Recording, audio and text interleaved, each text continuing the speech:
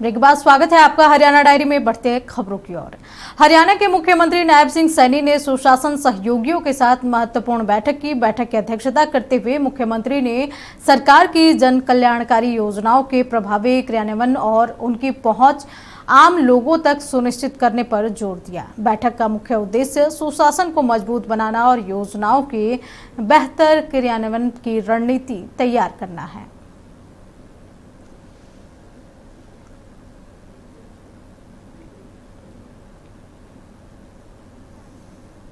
मुख्यमंत्री नायब सिंह सैनी से आज संत कबीर कुटीर में हरियाणा गुरुद्वारा प्रबंधक कमेटी रानिया से पधारे निहंग सिंहों ने आत्मीय मुलाकात की।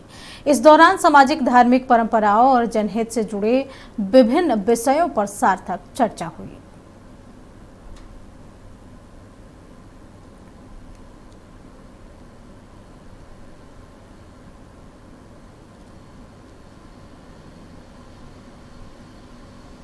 हरियाणा के मुख्यमंत्री नायब सिंह सैनी ने वर्ल्ड एमएसएमई डे पर श्रमिकों को शुभकामनाएं दी और कहा कि एमएसएमई के क्षेत्र हमारी अर्थव्यवस्था की सशक्त नींव है। यह न केवल नवाचार और आत्मनिर्भरता को गति देता है बल्कि युवाओं के लिए रोजगार के नए अवसर देता है, साथ ही समग्र विकास में भी महत्वपूर्ण भूमिका निभाता है।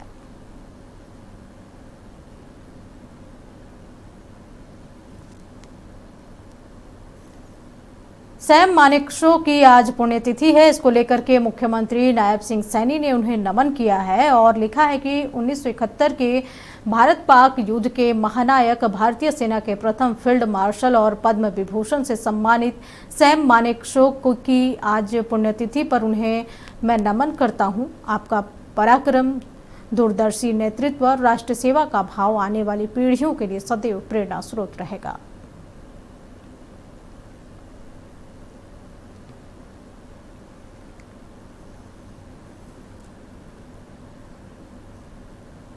पंचकुला में आयोजित संविधान हत्या दिवस कार्यक्रम को संबोधित करते हुए मुख्यमंत्री नायब सिंह सैनी ने कांग्रेस पर जमकर निशाना साधा। उन्होंने कहा कि जिन लोगों ने संविधान की शपथ लेकर लोकतंत्र की रक्षा का संकल्प लिया था, उन्हीं लोगों ने लोकतंत्र को कुचलने के लिए पूरी ताकत झोंक दी है। इन्होंने ना देश की चिंता की, ना लोगों की, ना संविधान की, लेकिन तमाम दमन और अत्याचारों के बावजूद हरियाणा झुका नहीं। गांव-गांव में जन जागरण अभियान चलाए गए और सैकड़ों लोगों ने गिरफ्तारियां दी। यह संघर्ष इस बात का प्रमाण है कि हरियाणा की मिट्टी और अन्याय और तानाशाही के सामने कभी सिर नहीं झुकाती। जिन लोगों ने संविधान की शपथ लेकर के सत्ता संभाली थी, वही संविधान और लोकतंत्र के विरुद्ध उसे कुचलने के लिए साथियों खड़े हो गए। शासन की समस्त शक्ति एक ही परिवार का राज स्थापित करने के लिए झोंक दी गई। देश की भी चिंता नहीं की, देश के लोकतंत्र की भी चिंता नहीं की गई, देश के संविधान की भी चिंता नहीं की गई। साथियों, इतिहास गवाह है, भारत कभी झुकता नहीं, भारत कभी रुकता भी नहीं। साथियों, जब तानाशाही ने सिर उठाया है, तब लोक शक्ति ने उसे प्रस्त करने का काम किया है। साथियों, जन आंदोलन दिन प्रतिदिन प्रचंड होता गया। वीरों के त्याग और बलिदान के आगे तानाशाही को साथियों झुकना पड़ा। साथियों, 21 महीने बाद जब 18 जनवरी 1977 को चुनाव कराने की घोषणा की गई, उन्होंने सोचा कि बहुत सारे लोग अंदर पड़े हैं और उनको तो तोड़ दिया गया, कुचल दिया गया, अब सत्ता एकदम आ जाएगी, परंतु ये भारत के लोग हैं, ये पूरा ध्यान रखते हैं।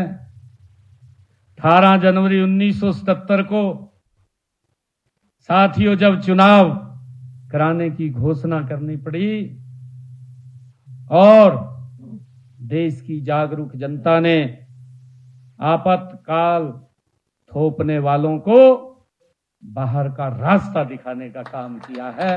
यही इस भारत के पवित्र लोकतंत्र की साथियों सामर्थ्य है। पंचकुला में आयोजित संविधान हत्या दिवस कार्यक्रम को संबोधित करते हुए मुख्यमंत्री नायब सिंह सैनी ने कहा कि हरियाणा सरकार ने लोकतंत्र सेनानियों के सम्मान और कल्याण को सदैव प्राथमिकता दी है। वर्ष 2015 में रोहतक में पहला लोकतंत्र सेनानी सम्मान समारोह आयोजित किया गया। लोकतंत्र सेनानियों और उनके जीवन साथियों को सरकारी कर्मचारियों के समान चिकित्सा सुविधाएं प्रदान की गई। हरियाणा रोडवेज की बसें यात्रा संबंधित रियायतें बसों में दी गई। साथ ही उनकी मासिक पेंशन बढ़ाकर 20,000 रुपए प्रति माह किए गए। साथियों 2015 में रोहतक में जब 2014 में ये सरकार बनी, मोदी जी के नेतृत्व में 2015 में पहला लोकतंत्र सेनानी सम्मान समारोह आयोजित किया गया। हमने उनसे और उनके जीवन साथियों से और कर्मचारियों के सम्मान में साथियों चिकित्सा सुविधा उस वक्त प्रदान की गई और हरियाणा सरकार ने निर्णय लिया कि हरियाणा रोडवेज की बसों में उनकी यात्रा वो मुफ्त की जाएगी और उसके बाद मासिक पेंशन भी शुरू की गई, जो आज लगभग 20,000 रुपए तक वो देने का निर्णय हरियाणा सरकार ने लिया है। पंचकुला में मुख्यमंत्री नायब सिंह सैनी ने कहा कि आपातकाल के 21 महीने लोकतंत्र के इतिहास का काला अध्याय है। सत्य के नशे में चूर एक परिवार ने देश की गरिमा को, संविधान को और लोकतंत्र को कुचलने का काम किया। नई पीढ़ी को इतिहास के इस दौर से सीख लेना चाहिए और लोकतांत्रिक मूल्यों और संवैधानिक अधिकारों की रक्षा का संकल्प लेना चाहिए। उन्होंने कहा कि आने वाली पीढ़ियों को इतिहास बताने की जरूरत है, उन्हें जगाने की जरूरत है। हैं आपातकाल के वे 21 महीने भारतीय लोकतंत्र के इतिहास का सबसे ये काला अध्याय है। साथियों सत्ता के नशे में चूर, सत्ता के नशे में चूर एक परिवार ने देश की आजादी, देश के संविधान, देश के नागरिकों की गरिमा, तीनों को कुचलने का काम किया है। यह हम सब जानते हैं। साथियों किस प्रकार से जो विपक्षी दल के नेता थे, जो उस काले अध्याय के प्रति अपनी आवाज उठाते थे, किस प्रकार से उनको जेलों में डाल दिया गया और साथियों असहमति की हर आवाज जो उन्होंने बुलंद की है उसको दबाने का काम किस प्रकार से किया गया।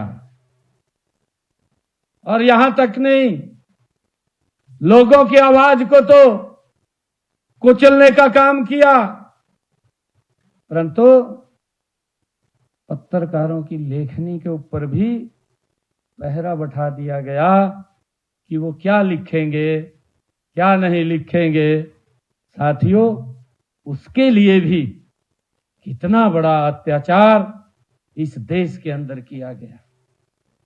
आज ये बोलते हैं कि संविधान खतरे में है, आज ये बोलते हैं लोकतंत्र खतरे में है। 25 जून 1975 का वो दिन याद करिए कि लोकतंत्र सुरक्षित था, संविधान सुरक्षित था, या प्रेस की लेखनी सुरक्षित थी? कौन सुरक्षित था? ये आज आने वाली पीढ़ियों को हमें बताने की जरूरत है, उनको जगाने की जरूरत है। हरियाणा डायरी में इतना ही। देखते रहें नक्षत्र न्यूज।